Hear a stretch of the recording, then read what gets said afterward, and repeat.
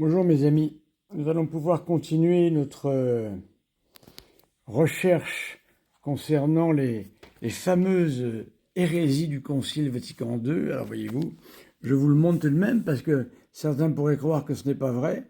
Les 202 hérésies de Vatican II, voilà. Ce pseudo-travail est tiré d'un site catholique de France, Foi et patrie sans concession. Eh bien, dites donc, avec ça, on peut dire que c'est vraiment ridiculiser, malheureusement, la tradition de l'Église. Alors, regardez bien, mes amis, nous allons continuer, parce qu'évidemment, je suis le seul à avoir fait ce travail-là, bien sûr. Les gens qui lisent ça, boivent ça, et hop, ils n'ont plus qu'à faire un don, voyez-vous, acheter leurs livres, et tout va bien. Alors, nous allons nous intéresser au numéro 3. Regardez bien, mes amis.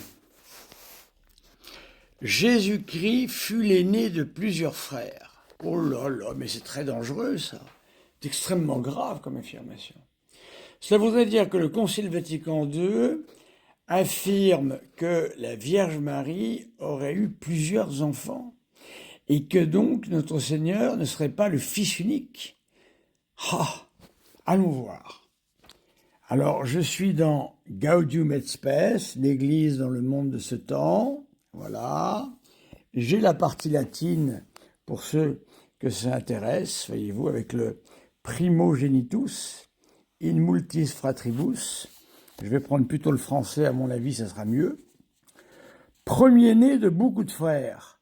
Vraiment, si on s'arrête à ça, il y a un problème. Il a institué, après sa mort et sa résurrection, par le don de son esprit, une nouvelle communion fraternelle entre tous ceux qui l'accueillent, dans la foi et la charité, c'est-à-dire dans son corps qui est l'Église, dans lequel tous les membres, les uns les autres, doivent se rendre des services mutuels, selon la diversité des dons reçus. Alors, vous avez bien compris ici la méprise, c'est loin d'être une maîtrise. Nos amis, si je puis dire, catholiques de France, ont cru que le Concile disait que Jésus aurait eu plusieurs frères,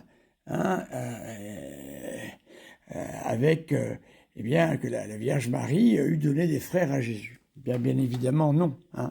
Nous nous rendons compte qu'en fin de compte, que se passe-t-il? Eh bien, notre Seigneur l'a dit, d'ailleurs, dans l'Évangile, on vient le voir car sa mère est dehors, et ses frères, c'est-à-dire ses cousins, sont là, ou ses demi-frères, c'est possible aussi, car Saint Joseph aurait pu très bien contracter mariage, et ayant été veuf, eh bien, pris la Vierge Marie pour épouse. C'est tout à fait possible, ça.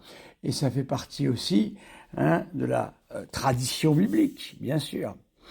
Alors évidemment, ici, il s'agit, lorsque notre Seigneur dit « Qui est ma mère? Qui sont mes frères ?» Ce sont tous ceux qui font la volonté de Dieu et qui obéissent à sa parole. Voilà.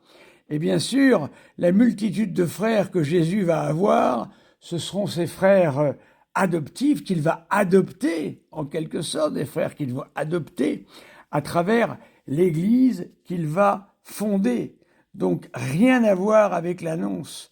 Là encore, un tripatouillage, une incompréhension totale de la langue française pour arriver à de pareilles calamités.